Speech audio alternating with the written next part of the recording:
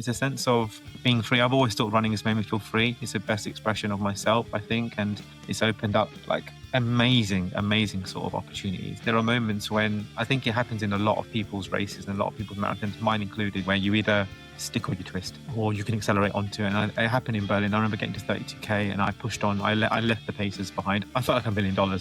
I've worked in aerospace for 8 to 9 years and I've made a career change because of running. Turning up to a run club or event, you just don't know what it might lead to because there are huge opportunities. Hi, I'm Amritpal Ghatora. I'm a runner. I'm a coach, content creator. I work in the running industry for a running brand called Tracksmith, who are a US brand based out from Boston, and I look after their community and marketing here in London and all of this kind of stuff that we do outside of the UK as well. Predominantly though, I'm a runner, I'm a marathoner. I've done 30 marathons, which is a lot. But I'm also currently in training for the 2026 Tokyo Marathon, which is on Sunday, March the 1st. Mate, I like that the first thing that you say is you're a runner. That kind of, I feel like, identifies you in the first instance, and everything else kind of floats around that. So let's kind of dig into that in the first instance, I guess, and work out where that first became a thing. Can you remember lacing up a pair of trainers for the first time? When did that first happen for you? Oh, it was quite a long time ago. Probably give away my age, if I'm being honest. So I remember I was never really a runner at school. I never did like cross country. I was very active at school, very active in sort of secondary school and stuff. And like I used to do a lot of sports, used to do football, hockey, all the stuff, but never was like in the school team or that sort of thing like for running. And I remember leaving sixth form, about 18 or so, and I think I missed just like group activity. I missed like just being physical because I didn't have anything outside of like school that I was doing. And I remember watching Paula Radcliffe break the world record at London, and in 2005, I saw Dame Kelly Holmes, win double gold at the 2006 Athens, and I remember watching it on TV thinking, okay, they're running like they're smiling, like they seem like they're enjoying it. So I thought, you know what, let me try it. And I used to live in West Ham, like in Upton Park, and we used to have like a park near us called West Ham Park. And for me, I went down there with no expectation. I just wore what I had. I had no idea in terms of what I needed to wear for kit, etc. Went down there and just did like a lap of the infield on the green, and then just came home. And I was like, okay, like that wasn't too bad. I didn't hate it. And then the next day I went back, did like 2 laps, and then subsequently I built up to doing a whole week's worth of effort. And I quite enjoyed it, and I wanted to do 1 lap of the park. And I think that was the first sort of instances of me literally just going out for a run. I really enjoyed it, and I really enjoyed it. And I started to do it a little bit more frequently, like once a week, do a lap of the park, and then maybe come back 2 weeks later, do maybe 2 laps of the park. And then from there, I started to get a bit more curious. I purchased my first pair of like running shoes, and at the time, I've always been interested in tech. I've always been interested in like sort of the cool sort of things that you can track, etc., etc. And I remember like Apple were doing like a little chip in your shoe, where you put the chip in the shoe, the other end connects into the back of the iPod, and I was able to track my runs, and I loved it. I absolutely loved that because it gave me something to view what I was doing, and that was the first instance of me buying my first pair of shoes, and subsequently like my first sort of steps into running. It's almost like gamifying it a little bit, isn't it? Like you mentioned going down to the park, doing 1 lap and then going and doing 2 laps. And obviously we now know where we both are, because my journey was kind of similar, like that you're basically building the foundations at that point, but you're not thinking about that then. You're just thinking about, can I do 1 lap? Can I do 2 laps? And then you've got the gamify piece of, oh, let's actually track this and let's use this bit of tech. Did it almost feel like that, kind of like a game in the first instance?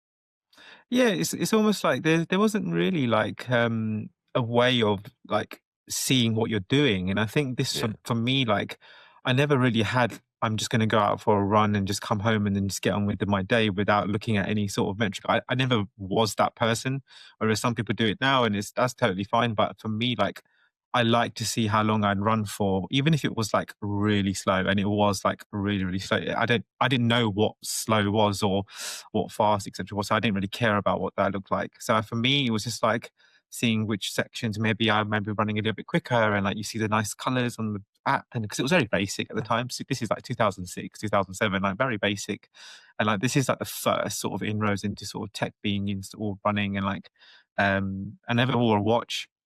I just used like the iPod because I had music, wired headphones, and just using like that to sort of block out maybe the noise around it, because I initially just always used to have that relationship with my early sort of instance into running, of having some music, go for a run, and then come back and then see what that looked like. So yeah, to an extent, I agree. I think even now, when you come back from a Yes. run, like you go upload to Strava, what does the map look like? What does that sort of, where did you go? Like, what does it actually look like? What segments you ran? So it's very much the same relationship even in 2025, like how these apps sort of, or like general sort of running is sort of in a way is a game like form, where you've done certain things, or how fast did I run that third split today, or what that sort of section looked like. So yeah, in a way, I definitely agree with that.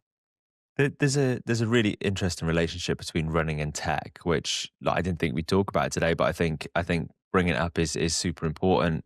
That it's not just moving forward in the actual. Obviously, watches are getting better.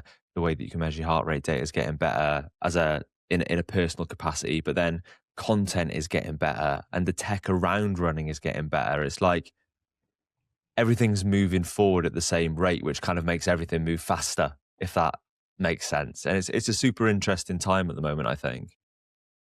Yeah, and I think there's a lot available, Yeah. and I think it just depends on what it is that you're looking for, like what your primary objectives, whether you want to be a little bit better at tracking your health, whether you want to monitor your sleep, or you want to see what your resting heart rate is, all this sort of stuff, and your blood oxygen. Like there's certain requirements, I think, that people need it.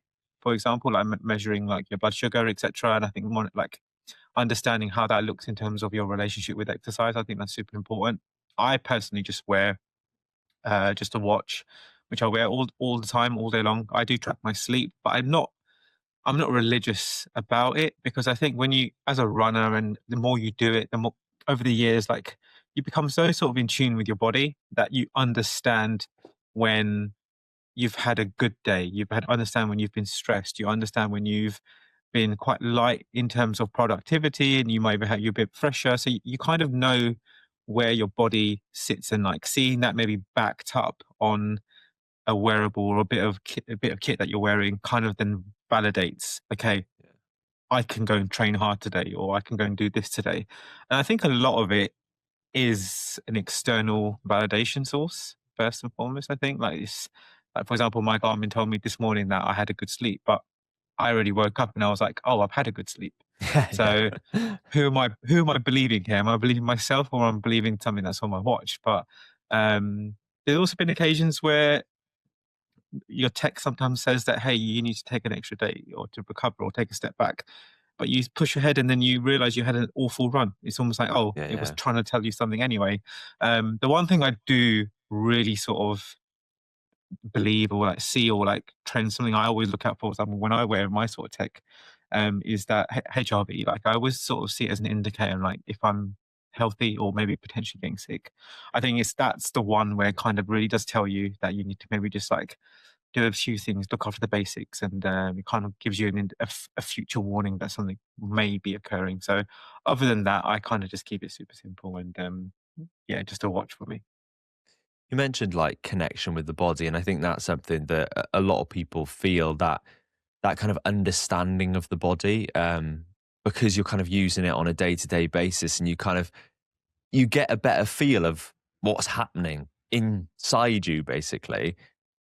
But then there is the fear of, if anything does happen, if you get an injury, if life happens, if you have to stop running for a little bit, that you kind of move away from that connection. You almost feel like completely disconnected with your body. Has that ever happened? Like that kind of that loss of connection because you're not doing the thing that keeps you connected? Yeah, and I think when you do have like a setback, like an injury, or maybe some time away from something that you enjoy doing, I think you do definitely disconnect, because you you see that as a level of like, that's the thing that I'm almost comparing yourself against. And like, I think I'm quite good at sort of blocking out like external noises and like just only like looking at things that concern me. But I also understand like when I've sort of been on training breaks, or maybe like I've run a hard race and then I take maybe a couple of weeks off. I often like to just pause like the training statuses, because I just don't want to see it. Yeah, And I fair. don't want it to make me feel bad. I don't want it to make me feel like I'm detraining, and which I am. I am. I'm totally doing that because I'm not running. I'm not doing certain things that I like to enjoy to do. But I don't need something that I'm wearing to tell me that. Like, I'd rather just get on with my day and like sort of know that, well, I'll come back to it when I feel like I'm ready to come back to it. So I think there is a bit of that for sure. I'm guilty of it. I'm sure other people are guilty of it, but at the same time, I think it often does happen when you are trying to come back into sport. Maybe you're nursing an injury, or maybe it's a short term or a long term one. And but I also see it as a motivator that I want to start using this stuff again, because I want to get myself back onto that start line, or wherever it might be, whether it's just to go around the block or whether it's to do a 5K or whatever it might be. So I think it's a bit of both. I think it does depend a lot on your mindset, how you frame yourselves, how you look forward, and how you understand and tackle sort of small sort of problems to try and create as many solutions as possible for them. I think you've obviously got so much experience in this game now. You've already said like 30 marathons under the belt, which is incredible. Like that is a serious amount of races to have popped yourself on the start line of. I'm sure the medal board or wherever they're hanging right now is pretty chunky, because alongside of In a that there's yeah, in a man. shoebox. They're in a Yeah, shoebox. is it? Yeah. I think a lot of them like are in a. I've actually separated them. I've actually separated all Okay. like marathon below. They go in a shoebox. Marathons. I've got like something I bought off Amazon, like a little display thing. I just stack them up because they're getting bigger, and it's just room in the house, and it's just like where to put them, and it's just like they're shoved in like the attic upstairs. So, but I've got like the major ones. I put them Yeah. up on the wall because I feel like they've meant the most. They've been a sort of pivotal part of like my journey. But I think my relationship with like running and like medals and all that sort of stuff has changed, because now I'm just like, for me, it's the experience during it, and like the medal is great, and like I love it, and but because when you do so many of them, the ones that matter the most are, for me, will always be like the marathon ones, I think, Yeah. and they hold them the highest value. So I'll always cherish them for sure. I cherish all of them, but I think they feel a little bit more because you put so much more into it. And experience is definitely something I want to get into, because you know you obviously have completed the 6 stars, you've completed many other races as well, but the experience is what you hold on to, isn't it? I think I was talking to somebody about this the other day in terms of the medal, just relating it back to that, and I'm just saying like that is almost just a visual representation of the experience. When you look at that, you remember how you felt, you remember the people that you And met, you remember the journey to get to that point. And I think that is the most important part. Let's go all the way back to that first marathon before we get on to, you know, not the 30 others, but to talk about some of the 30 others, because we could probably do a whole podcast series, mate. yeah, I think When so. did you decide, you know what, like, this isn't just running around the park anymore. This is, I want to get out and do my first marathon, and kind of what inspired you to take the start line of that first one? Yeah, and I think it was like I always say like my biggest inspirations into getting into running was probably Paula Radcliffe and Dame Kelly Amazing. Holmes, like polarizing opposites. And like they were the only people that I knew, because like I said, I didn't really have many people who I knew were running. I didn't know anyone. No one in my family did it. It was just, hey, I'm just going to go and try something. And I remember in 2006, got my first pair of shoes, got my all that little tech that was there, and I remember applying for the 2008 London Marathon, the ballot, and I got in first time. Um, and I was like, Never what the happens. actual hell? Yeah, It's yeah. never going to happen. I got in first time, and I never applied before. And I mean, I was over the moon. I didn't know what it meant in the grand scheme of things, but I was like, okay, I've got into the race, and I did a couple of other like 10K races. At that time, like Nike were doing like a North London versus South London. I think Seb Coe was heading up North London. Paul Radcliffe was doing South. Fastest time across the two. So there was cool stuff like this happening. So I kind of used that as a way of this is my first sort of instance into like community, even though I didn't know what community was. But I was in like a group setting. And then I sort of started training, did the 2008 London Marathon, bearing in mind that I had one objective, and that was just to finish. I genuinely did not know like what it is that I was doing. I was training, I'd say training. Now, if I look back at that, I was barely moving.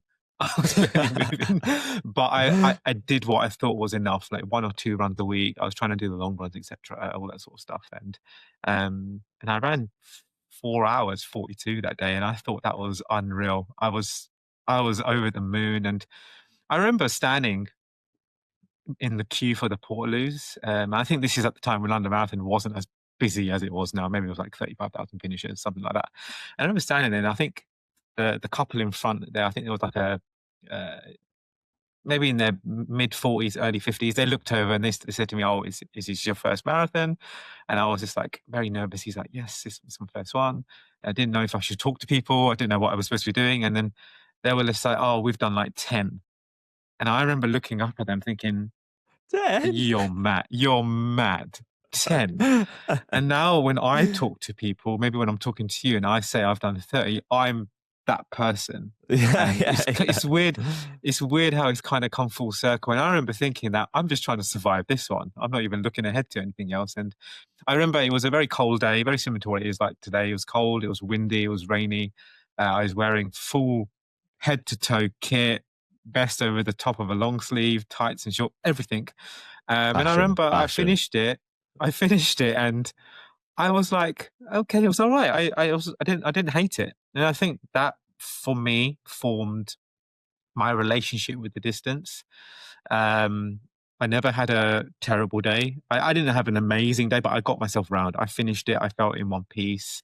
And I think it gave me the love for running around London. I'm a Londoner. I've grown up very close to where the route goes, and for me, trying to do that race was the only thing I kind of wanted to do because it's the London Marathon. I thought it was huge. I thought it was massive. So I kind of ticked like a box straight away, having been lucky enough to get a spot. I know it's very difficult now, but I remember realizing that day that if I ever want to do this again, I'll do whatever it takes to get into this race because it meant so much just to be there, that they feel the crowd support, etc. So yeah, I had a good first experience. How does it feel when you say the number? Like when you say, I've done 30 marathons? Because we just mentioned that, that moment standing in the queue for the Portaloos, very relatable, by the way. Looking over to that couple saying they'd done 10. Well, you've done triple that now. And that sounded mad to you back then. So is it hard to, does it feel normal to you now? Like to say you've done 30 marathons, that's pretty abnormal. But to you, maybe it doesn't feel like that. Um, I think it. I think over the years, like I think the number just as stacked. If it was 30 marathons in the space of like 4 years, for me that would be alarming because that for me I don't think that's sustainable. But this is like something that's occurred over like 17, 18 years where Yeah. it's slowly I've given myself the chance to do that. My body's done amazingly for me to be able to do that, and like I still have a love for it more than anything. I remember setting myself a target. Actually, I think doing 10 London marathons. I think it was before I was like 30 or something, or 10 marathons before I was 30, which I obviously did. But I like, does the number seem a lot? I'd say so, but at the same time, for my duration in the running or being a runner, I would say feels normal. It feels normal because like I've been doing it for such a long time. If it was like 5 marathons, and I'd be like, oh, why haven't I done more at this distance? What don't I like at it? So I think my relationship has changed with the distance. For example, all the distances, to be honest, because I'm always trying to push myself. I've never been no secret about like saying that time for me and like performance. It's always a high barometer for me and high sort of thing that I look for in these races. I find it difficult to just be like, hey, I'm just going to go like jog around. I think I've had that phase. I've had that phase when I was early in those early years before social media, or like before sort of like it became like this massive boom. I've kind of done that. Whereas now it's just about like how fast can I be, or like what can I run certain races in, all that sort of stuff. So yeah, it seems a lot.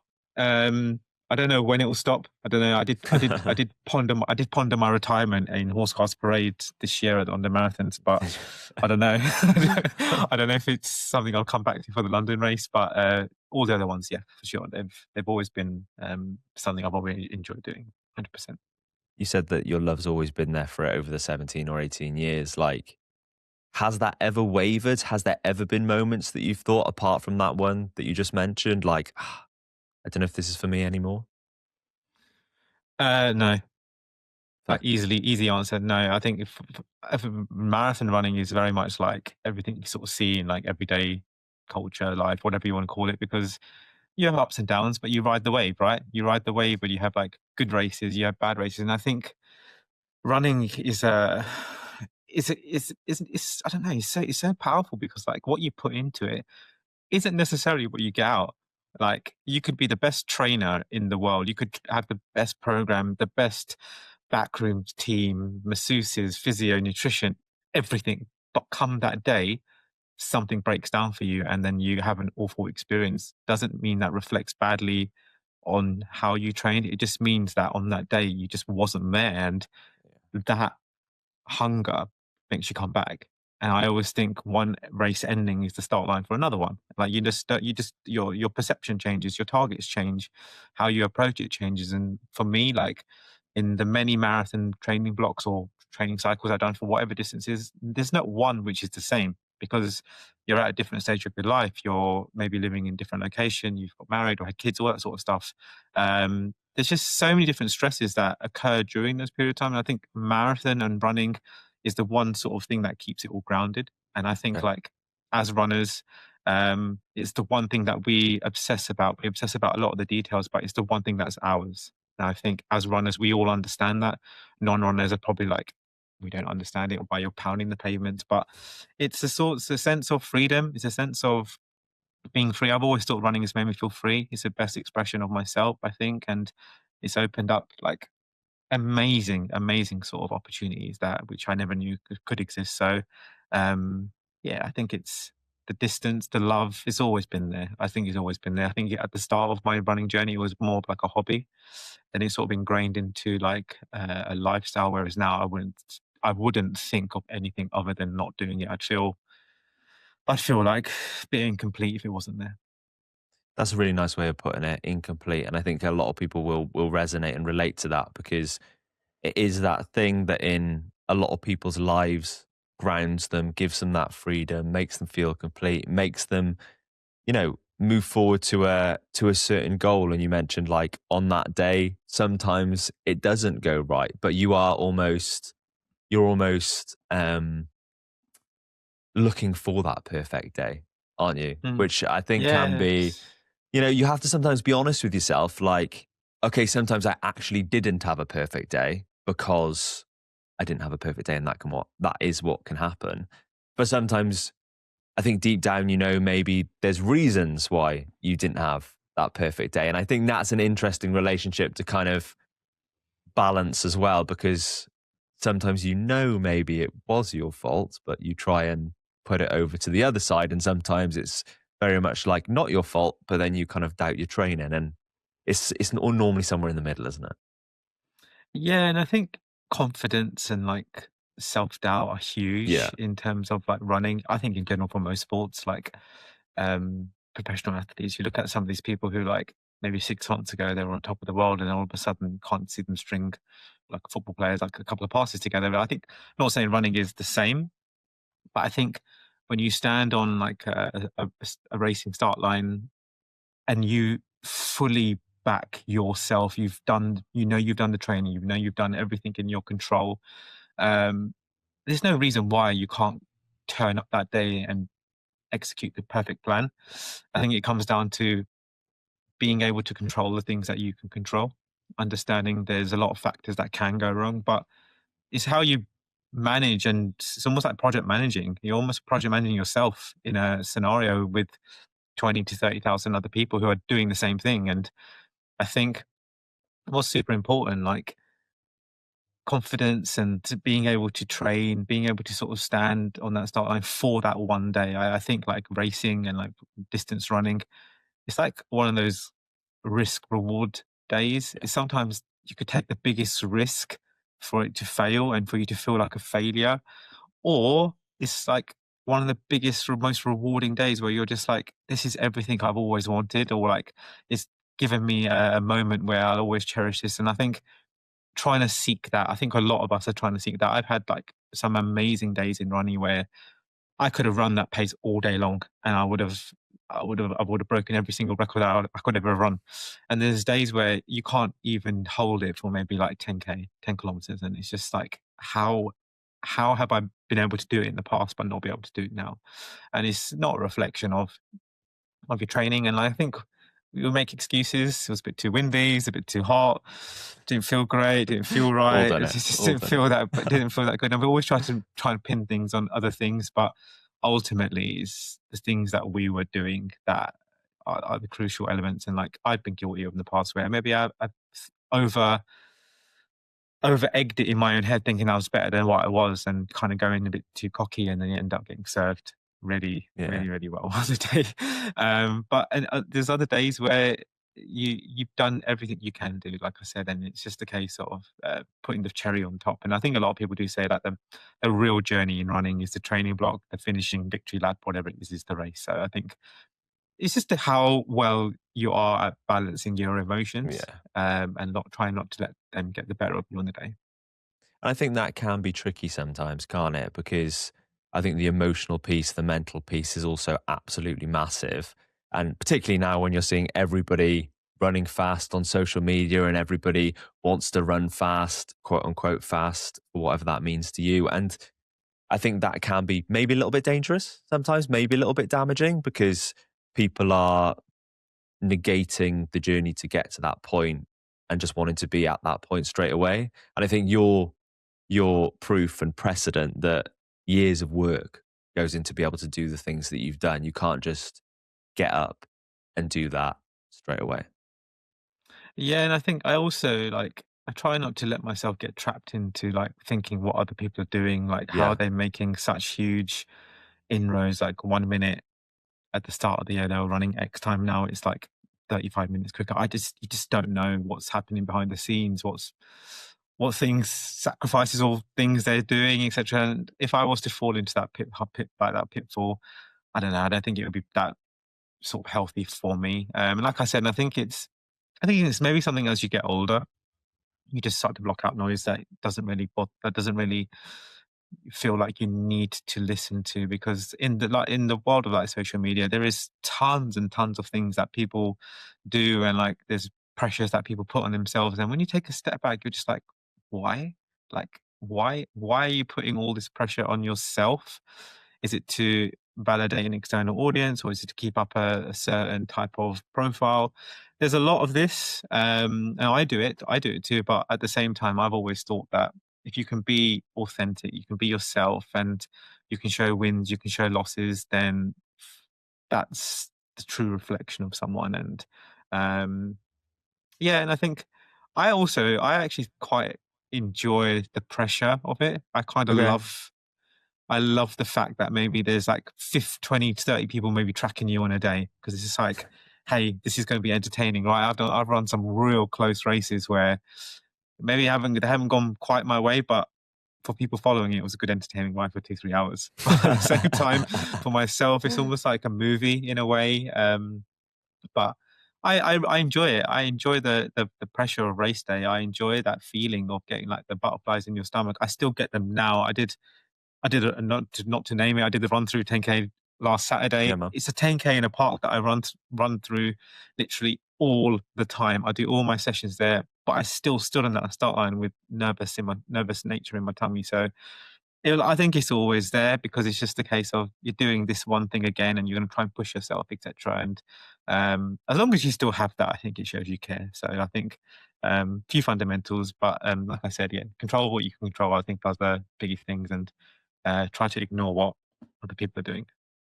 That's cool you said that. We had Emily Crane on the podcast recently who's got a massive social media following. She did 12 marathons in 12 months and she's a writer as well, and she's an amazing person actually, and a brilliant episode. And she said exactly the same thing. She was like, every single time I race, I get butterflies in my tummy. And they were her exact words. And I kind of reflected back on that and thought about my own racing and my own kind of personal journey. And I think so many people listening will be able to relate to that now. I still get that every time, no matter how many races I've done. And that's the beauty of it, because is there anything else in life that remains feeling like that if you've done it X amount? I don't think there is. No, and I think it ultimately comes down to like it means something to you. Yeah. Okay. This it's like it doesn't matter where you are. And I did a workout in like my local park. It's literally like a couple of 100 meters from home, and you see people who are walking their dogs, and you see people who are just like getting some fresh air, some vitamin D, whatever it might be. And I remember standing at the start of like I do a little warm up. I then take a moment just to sort of compose myself, get myself mentally into the game for like what the session might be. And I just said to myself, like, believe that you're going to do this. Trying to psych myself up for what it is that's entailing. And if someone was to watch what I was doing, they'll be like, this guy is What's happening mental here? Yeah. with no thought, probably, but they're not hearing my thoughts, they're not seeing what I'm saying. They'll be like, what is he doing? Where's his jumps and these little pogos and these little bouncing around the spots and fidgeting around? But it's because I think when it's like racing, it's about, we're about to, in a weird way, you're going to put your body through the ringer. So you get nervous about what that suffering or what that sort of pain sort of feels like. And I think for me, I feel that. I definitely feel that. And you just don't know what's going to happen during that period of time because it's uncomfortable. It's not like we're going out for a little jog. And I think, or like a little easy sort of feeling. And like many people will do that and they probably feel the same. But I think for a lot of us who maybe run for a long period of time, it's about seeing where you are and like what that looks like in respect to what that time might be on your watch, etc. And it's about trying to put yourself in a scenario or a sort of a setting where I just don't know what I'm going to feel like. Will I feel good? Will I get into the first 5 minutes and it feels okay? I can continue doing this. It's just a lot of things that factor, and I think that's what creates that sort of nervous sort of energy. And end of the day, we all just want to have good days when we run because we care literally so much. And I think it always goes back to that feeling of if you've had a good experience, you want to have it again. It's a dopamine effect. It's a drug in a way. It's the endorphin. It's that feeling, trying to feel that moment once again. And I think it's good to be addicted to something like this than something external. Yeah, definitely. And I think it's throwing yourself into something where, particularly when you've done it a few times, you know that at some point, particularly in a marathon, right? You know it's going to hurt. Even if you're having a good day, at some point, it's going to hurt in some capacity, and something's going to come into your head and say, "You know what, mate? You could just slow down a little bit. You're still going to get your goal if you just slow down a little bit." And you've got to kind of bat that away, but you're on the red line and it's hurting, no matter what is happening, whether it's a good or a bad day. And you're putting yourself into that situation voluntarily, which isn't really something that many people do in any facet of life. Oh, I'm gonna voluntarily hurt. Yeah, and like no one's told me to do this. No one told me to Yeah. create.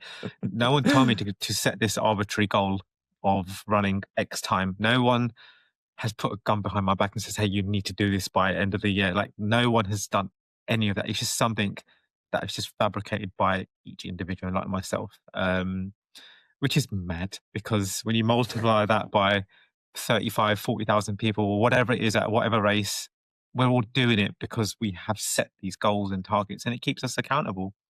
Like I think a lot of it is down to accountability. The structure and training gives us a lot of grounding, a lot of foundation in lives when it can be quite chaotic, quite a lot of stuff happening. There's a lot of noise, but sometimes a training program is the one thing that's harmonious. You know, on that given day that I'm going to go out and do a run because it's to tick off one X on the box that leads up to the bigger picture, which is in like 5 weeks time, 6 weeks time, 10 weeks time, my first race, my 10th race, my first race at this distance, whatever it might be. We've all set these goals because it gives us something to work towards. And I think when it comes down to like what you said previously about like the watch and like the wearable sort of tech, and sometimes it being a bit of a distraction, sometimes when we don't have those goals, it's almost like we feel a little bit lost. And I think when you have something to to be accountable for, something where you can sort of test yourself. It gives you huge purpose. And I think a lot of us are runners because we want that purpose. I think for me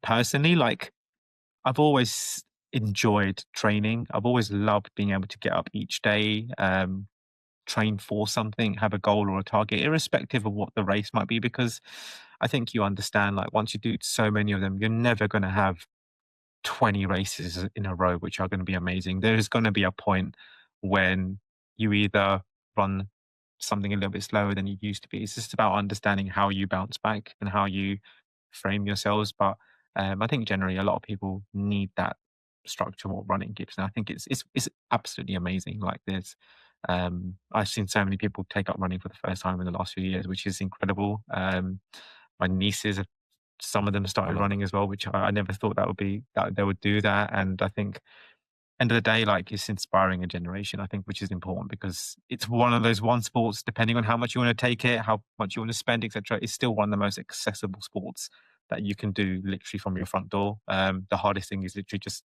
going through the front door and then closing it on the way out. So I think, yeah, 100% running has always been that great sort of entry into sports. When it comes to the 6-star medal and finishing the marathon majors, I kind of want to connect this back to something that you said near the start of the conversation as well, where you said, you know, none of my families were runners. No one around me was a runner. I just decided I wanted to do it. And, you know, you've got to this point where you've run 30 marathons. We've mentioned that loads, but you also got to the point where you finished the 6 marathon majors. And coming from somebody that didn't have running around him at all growing up, that's an amazing thing to achieve. So I guess relating it back to and connecting the 2 points, what was that like finishing for you? And then from your family's perspective, that must have been quite a cool thing for them to see as well. Yeah, 100%. Because I remember my first marathon, all my family were there at the finish. And when I finished, when I completed the 6-star in Boston, my family came out with me. They wanted to be there Amazing. for that moment, which was super special. Like, my niece was there. She wasn't born when I did my first marathon, but she was 9 years old. She still remembers it, which is good, which means that hopefully it'll be ingrained for life. But they all came up because they wanted to be there for that moment. My wife was there, my sisters were there, and that was very special. And I, th- I think doing the 6 stars was like something that I never knew I wanted to do. I just wanted to run the London Marathon. That's all it was. I just wanted to do the London Marathon, and I think I kind of like went down the 6-star path, having maybe I took a year off from London in 2014, and I ended up doing the Berlin Marathon because I got into that one. And then once you start to see all the marketing, the campaigns, you say, oh, there's this series, and you kind of sort of like go along that pathway. And I think along the way, family's always invested because they kind of live and breathe around you, and like they see everything that goes on. They know that you do fitness is part of your life and running is a part of your life. And I think, having not been involved, and I mean, just a bit of caveat, I was a lazy kid. Like, it took me almost 2 years to learn how to. It took me almost 2 years to learn how to walk. So I don't know how I've fallen into becoming a runner. My mum and dad were not runners. There's literally no one in the family that have ever done any sort of running. So I don't know how it's happened, but for some reason I found it, and that's the coolest thing. But in terms of the 6 stars, like, I started obviously to embark on that journey, and I think as the years were passing, I started to get a little bit quicker, and I think I was quite obsessed. I remember looking through my camera roll, and bearing in mind, did my first marathon in 2008. I completed the first round of 6 stars in 2019. So that's 11 years from like the first one. But obviously I took a few years out because I was at university as well. But then it's a long time. And I remember in my camera roll, I've got a photo of the Boston Marathon medal, I think from 2013. And at that time, I think I was just about running sub 4 hours. And I think I said to myself, I'd like to do this one day, but obviously, like, I don't know how I'd ever get there. But I think as the years rolled by, I started to get a little bit quicker. I started running in group settings. I started to introduce myself to other people in, like, who are running.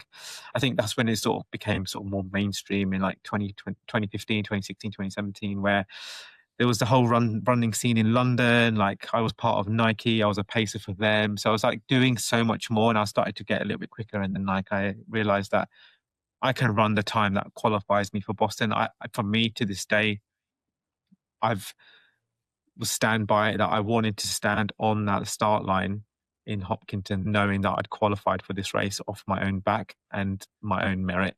And I know there's many ways into this race and all that sort of stuff, but for me, that was the highest value. And I think even to this day, I respect a lot of people who do that. I also understand there's people who will never be able to maybe get that time. So there's also different avenues, which is totally fine. But at the same time, for me, this is what I wanted. And doing the race itself was a huge celebration. When you complete your 6-star, they give you a little bib for the back of your singlet, for your t-shirt, which says that I'm finishing my 6-star journey today. And like people give you high fives during the race. I remember people giving me pats on the back, and I was like, this is kind of mad. I feel like a celebrity. I feel like I'm doing something they want to do, and it's happening in this race. And my family was super proud. And I think the fact that I've put those 6 medals and the 6-star on the wall, I think that says enough for me that it's the highest value that it made it onto a wall in the house, because I don't think anything else would. Yeah, they're not in the shoebox, man. They're not in the shoebox. No. That's super interesting what you said about like running the BQ, and I totally understand. I totally understand that, and I guess that leads to probably this question: like, what felt bigger to you, finishing Boston or standing on the Boston start line, knowing that you were there, having run a BQ? Oh, the standing on the start line. Yeah, Because that's interesting. in the process, for my time at the time, it was sub 3. I needed sub 3. And I remember running the 2018 Berlin Marathon. I ran sub 3 for the first time. I had 1 day to get a qualifying time for the following race in 2019. And I ran it in that day. It was like a 18, 19-minute personal best. I remember on the train home from like Berlin to the airport, I punched my application in the day after and for Boston. And I remember 2 weeks later, I heard that I'd made the race by, I think it was about 2 minutes, because the cutoff was like, I think it was 4 or 5 minutes at the time. And I managed to make it into it. And no, my time was 3:05. I made it with a 2:59, which meant the cutoff was like 4 minutes. I made it in. And I remember thinking, like, bloody hell, I've got an entry into this race. Like, it seems so mythical. It seems so far away, and I'd never been to Boston. It's funny enough because obviously, like, where I work now is for Tracksmith. Their HQ, their home is in Boston. It's around the corner from the finish line, and it's just how it sort of pans out. And I remember being on that start line that day, and it was a coldish sort of day. And I was thinking, I belong here. Like, I'm with people who have all been on this same sort of journey. And I never knew I wanted to be a sub 3 marathoner at the start of running. I never knew that. I never knew that was something that I'd be capable of doing, having run like 4 hours 42. It's just beyond. But I felt as if I earned my right there because I worked exceptionally hard. And I think I'm quite hard on myself. I never probably give myself enough credit for what running has done, and for what maybe I give back into running through the community and etc. But I think at the same time, that's what drives me first and foremost, that I can keep getting up next day. I don't have to sing praises every single day. I can keep getting up every single day and being honest, being accountable, being sort of humble about the sport and what sport's given me, because it's given me exceptional sort of experiences. And yeah, I think Boston is a very special race because anyone who's done it or been there or hoping to go there, it's a different beast because of what the whole cut-off procedure is. They don't look to go for world record attendances. They keep it very sort of, this is our race. You either get here on your own merit or you're rich and you can get yourself into the race. And I respect that. I respect the whole entry procedure, and I think it makes it exclusive. And I think even in 2025, 26, it still has that value. It's bringing running back to the roots, I guess, in some capacity, which is cool, and holding on to tradition. And I think tradition can be super important. When you mentioned Berlin then, and like running that sub 3 for the first time, I would imagine you had the moment, and I've definitely had this over the years as well, where you've put in the work and you hope to get out what you've put in, but as you say, sometimes you don't know if that's going to happen, but then it does happen, and you you see that result and it's there in a physical representation, whether that's on a phone or on a piece of paper or whatever, you see it on the clock, and you actually kind of almost double take it and you think, have I actually done that?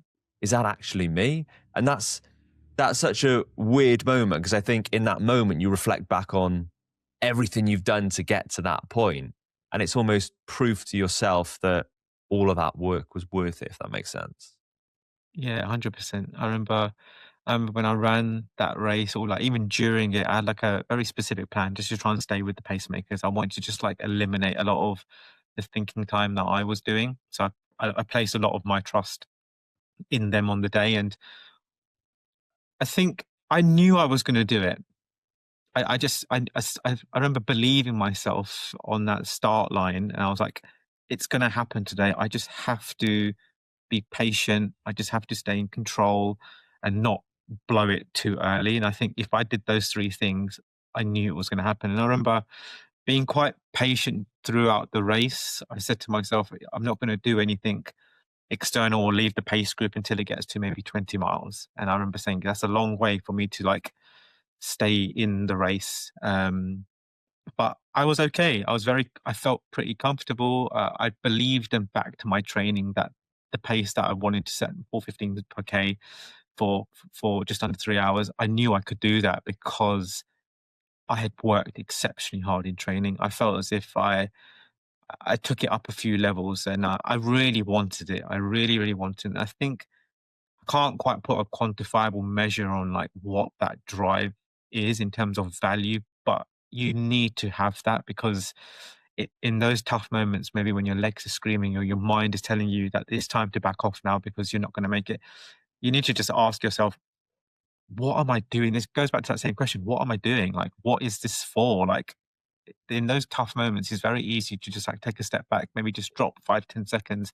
Super, super easy to do that. But there are moments when I think it happens in a lot of people's races and a lot of people's marathons, mine included, is that you get that moment where you either stick or you twist, or you can accelerate onto it. And it happened in Berlin. I remember getting to 32K and I pushed on. I left the paces behind. I don't know how big the gap was. I don't care, to be honest, because it's history is done.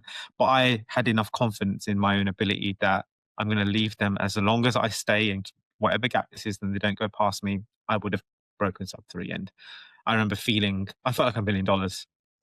If that's what winning $1 million feels like, I think I felt it on that day, because I remember coming down the Brandenburg Gate and I was actually visibly like smiling. I was like cheering because I was like, it's happening, because it wasn't like a 2:59:59 because I think I'd probably have a heart attack, Yeah. but it was like a low 2:59s. And I knew I was had enough time in the bank. And it's an incredible feeling because I think I get this question quite a lot in terms of having done like so many races, like, which is my favorite marathon. For me, I think it's always going to be Berlin.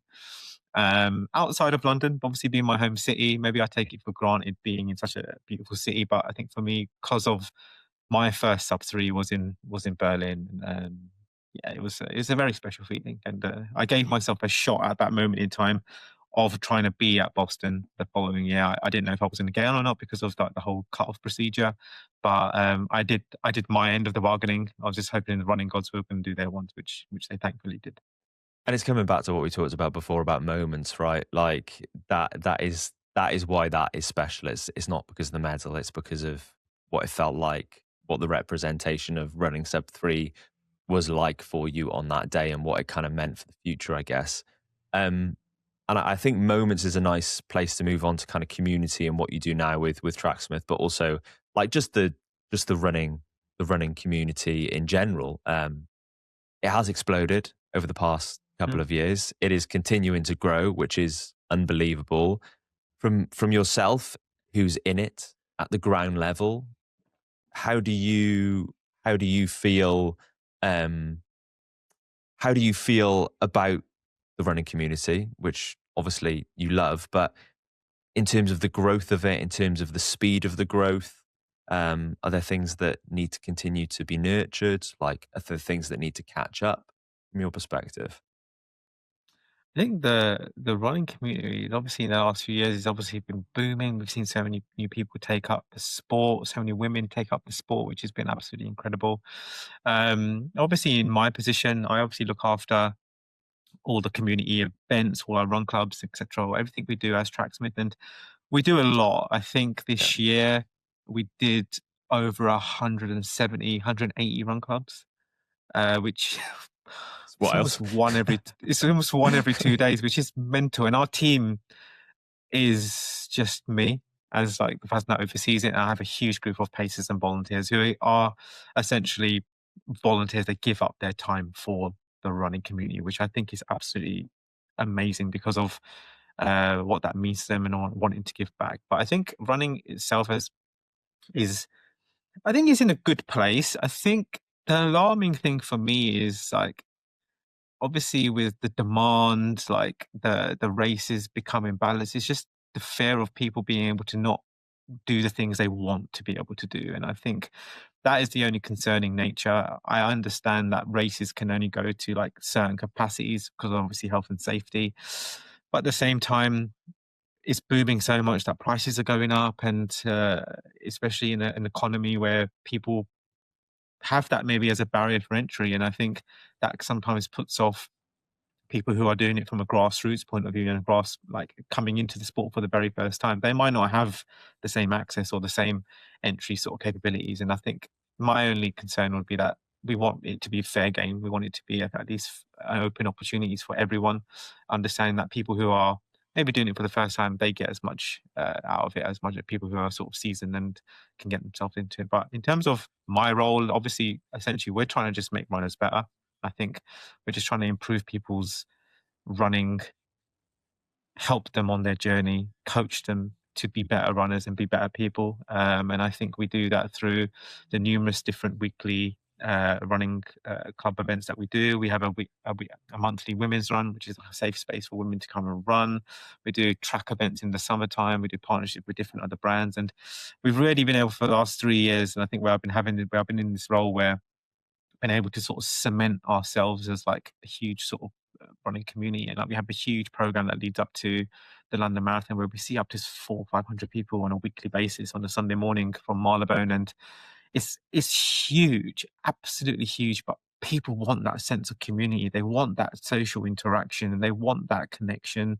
And they want to be able to like do the long runs, which is like one of the hardest things to do in running. They wanted to do it with other people because they want to suffer together. They want to do this moment, this 2-3 hours worth of running with other people and not feel like alone.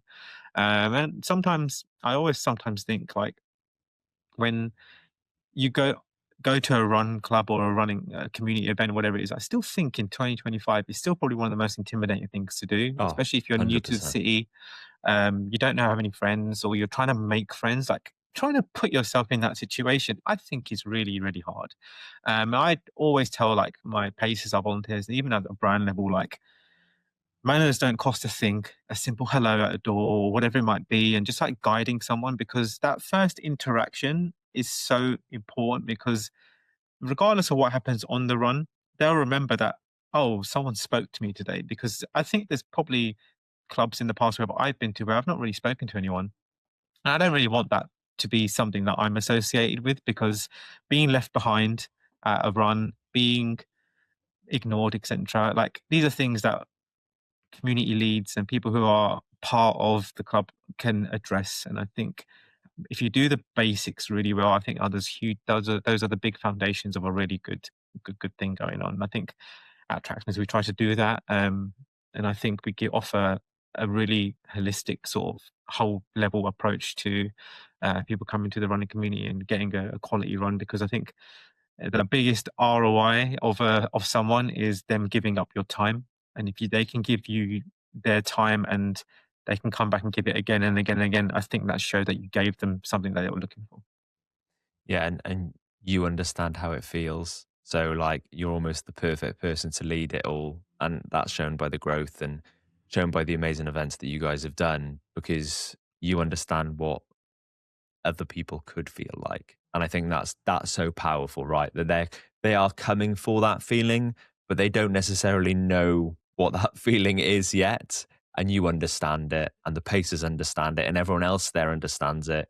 So create that environment in the first instance that allows that person to nurture it, because it can be so powerful. And I know it's kind of cringe and like cliche, I guess, but genuinely it could be life changing. Like if anybody is thinking about going to their first run club, whether it's with Tracksmith or with another club anywhere across the UK, like doing that first race, going to run around the park like you did, like that moment could genuinely change your life, couldn't it?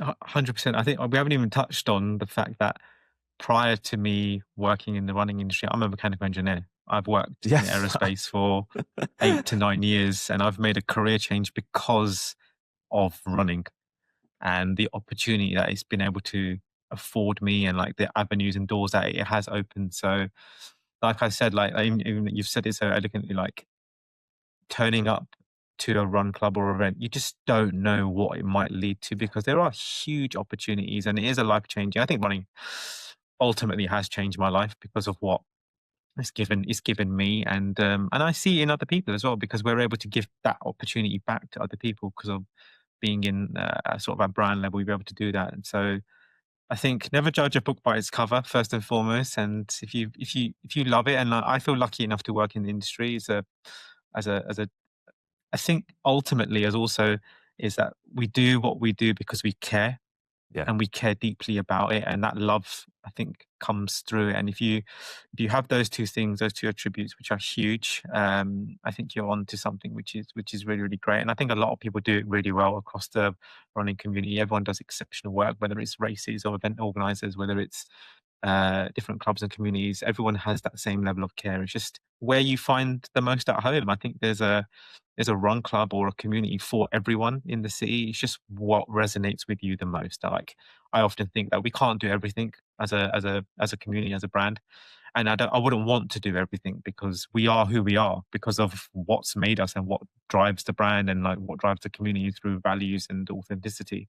And if that doesn't align with someone, then I'm sure there's a club for them elsewhere. Or if it does align with people, welcome. I'll hopefully come back and see you soon at another one. So, um, yeah, and I think, yeah, I feel very lucky, very, very fortunate, very blessed to be in a position like this, because it helps change many, many people's lives, whether it's for mental health or just trying to get a little bit fitter or to train for a race or whatever it might be. We see all shapes and sizes, which I think which is amazing.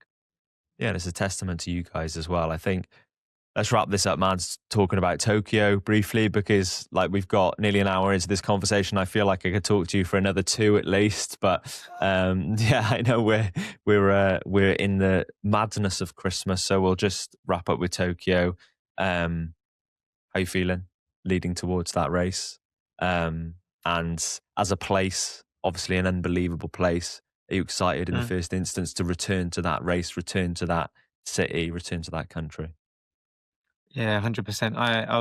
I ran the race in 2016, which was amazing, incredible experience. Just beyond my wildest dreams in terms of how different it is culturally, and I loved it. And then I was lucky enough to go back there this year with Tracksmith just to be a part of the marathon pop up. We had like a marathon space that we did with another brand, and just seeing runners there. I never ran the race, but I was training for London during the time, so I utilized a lot of sort of some of the routes and stuff. And I remember being around the marathon. It's like, oh, I'd love to come back, because I've been applying to be in the race ever since 2016. It's so hard. I think we talk about Boston being hard to get into. Tokyo is probably the hardest, and I know a lot of people who have this as the remaining star left to get, because it is so tricky to get into. But fortunately, I was able to get into this race, and I'm excited because it's also going to complete a second round of the 6 stars for me,